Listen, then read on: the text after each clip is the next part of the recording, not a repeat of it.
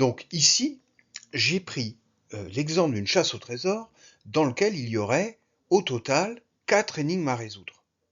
Okay, la première énigme d'une chasse au trésor est toujours, comme je le disais, l'énigme de l'ordre. C'est l'énigme qu'il va falloir résoudre pour savoir dans quel ordre vous allez devoir traiter les 3 énigmes supplémentaires qui sont à droite. Comment? Alors, pourquoi c'est fait comme ça? Parce que si on vous donnait les énigmes dans l'ordre, ça serait trop facile. D'accord? Un des intérêts d'une chasse au trésor, justement, c'est de vous faire deviner dans quel ordre il va falloir traiter les énigmes. Alors, comment vous allez pouvoir trouver ça? Eh bien, en fait, vous allez voir que dans les 3 énigmes qui constituent la chasse au trésor à droite, vous allez avoir une photo que j'ai représentée par un petit carré de couleur en haut à gauche de chaque énigme. Un carré orange, un carré jaune, un carré violet. Et ces 3 carrés de couleur, qui sont des images, des photographies, des textes, pourquoi pas, vous allez les retrouver dans la première énigme à gauche en vert, qui est l'énigme de l'ordre.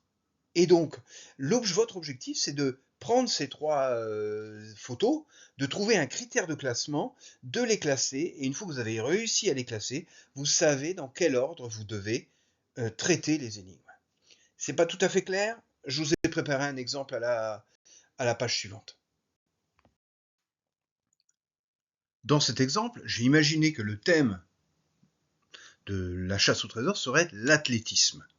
Et donc, en vert, vous avez donc la fameuse première énigme, l'énigme de l'ordre. Je lis avec vous le texte de l'énigme. Votre chasse commence à travers les exploits de nos athlètes. Ils vous mettront le pied à l'étrier. Et puis à droite, vous avez des images. Ce sont les petits carrés de couleur dont je vous parlais tout à l'heure. Vous voyez, vous avez l'image d'un coureur qui lève les bras en l'air, qui arrive à l'arrivée. Vous avez l'image plutôt d'un sprinter qui court avec des haies. Vous avez encore l'image d'un autre sprinter. Et puis un sauteur en hauteur. Et puis, dans la suite de la chasse au trésor, vous avez les énigmes, les 4 énigmes, qui vous sont présentées dans le désordre complet. La question à laquelle vous devez, dans lequel, sur chaque énigme, vous retrouvez la photo qui est dans l'énigme de l'ordre. La question à laquelle vous devez répondre, c'est comment dois-je classer ces 4 photographies en lien avec l'athlétisme pour connaître dans quel ordre je dois traiter les énigmes. Est-ce que je dois commencer par traiter l'énigme du coureur qui lève les bras, ou est-ce que je dois commencer par l'énigme du sauteur en hauteur? Vous ne savez pas. La seule manière de le trouver, c'est de trouver le critère de classement. Alors, les critères de classement, il peut y avoir des centaines. Il peut y en avoir des centaines. Hein. Bon, ce qu'il faut, c'est trouver celui de la chasse. Bon, je vais par exemple vous donner des exemples de critères de classement qui pourraient fonctionner. Eh bien, un critère de classement, par exemple, ça pourrait être la distance qui est parcourue par l'athlète. Le critère de classement, ça pourrait être la hauteur à laquelle il saute. Le critère de classement, je ne sais pas moi, ça pourrait être la couleur de son maillot par rapport aux couleurs qu'on trouve dans l'arc-en-ciel, etc.,